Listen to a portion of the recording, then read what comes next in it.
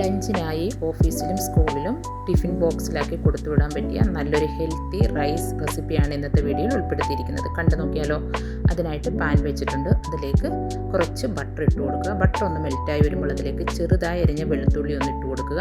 ഈ വെളുത്തുള്ളി ചെറിയ തീയിൽ നിന്ന് നന്നായിട്ട് തന്നെ മൂപ്പിച്ചെടുക്കുക. അതിലേക്ക് സവാള ചെറുതായി അരിഞ്ഞത് ഇട്ട് കൊടുക്കുക. അതും ഒന്ന് ചെറുതായിട്ടൊന്ന് വഴന്ന് വന്നാൽ മതി, ഒരുപാട് മൂക്കണ്ട കേട്ടോ. ഇനി നമുക്കിതിലേക്ക് എരിവിനനുസരിച്ചുള്ള പച്ചമുളക് ഇട്ട് കൊടുക്കുക. പച്ചമുളക് ഇട്ട് കൊടുത്ത് നന്നായിട്ടൊന്ന് യോജിപ്പിക്കുക. ഇനി നമുക്കിതിലേക്ക് ചേർക്കേണ്ടത് മുരിങ്ങയിലയാണ് കേട്ടോ. അപ്പോൾ ഇതിൽ പ്രധാനമായിട്ട് നമ്മൾ യൂസ് ചെയ്യുന്നത് മുരിങ്ങയിലയാണ്. മുരിങ്ങയില നന്നായിട്ട് കഴുകി വെള്ളമെല്ലാം കളഞ്ഞ് എടുത്തതാണ്. അതൊന്ന് വാടി വന്നാൽ അതിലേക്ക് ഒരല്പം മഞ്ഞൾപ്പൊടി ഇട്ട് കൊടുത്ത് നന്നായിട്ടൊന്ന് മൂപ്പിച്ചെടുക്കുക. ഇനി നമുക്കിതിലേക്ക് 2 മുട്ട നന്നായിട്ട് ഉടച്ച് എടുത്തത് ഇതിലേക്ക് ഒഴിച്ചു കൊടുക്കുക. അതും ഒന്ന് ചെറു തീയിൽ വെച്ചിട്ടൊന്ന് നന്നായിട്ട് ചിക്കിയെടുക്കുക. അതിനുശേഷം ഇതിലേക്ക് ആവശ്യത്തിന് ഉപ്പിട്ട് കൊടുക്കുക. ഉപ്പ് ഇട്ട് നന്നായിട്ട് തന്നെ യോജിപ്പിക്കുക. ഇനി നമുക്കിതിലേക്ക് ചേർക്കേണ്ടത് തേങ്ങയാണ് കേട്ടോ. ഒരുപാട് ഉണങ്ങിയ തേങ്ങ ചേർക്കരുത്, പച്ച തേങ്ങ തന്നെ ചേർക്കണേ.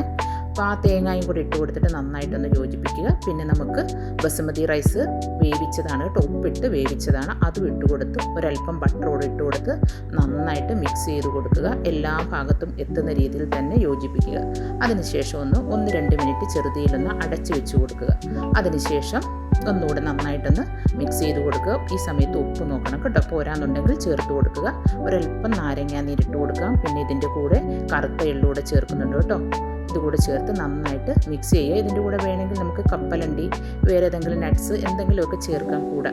അപ്പോൾ ഇതൊരു ഹെൽത്തി ആയിട്ടുള്ളൊരു റൈസ് റെസിപ്പിയാണ്. എല്ലാവരും ഒന്ന് തയ്യാറാക്കി നോക്കിക്കോളൂ, തീർച്ചയായിട്ടും ഇഷ്ടപ്പെടും. നമുക്ക് കാണാൻ വീണ്ടും നല്ലൊരു റെസിപ്പിയുമായി.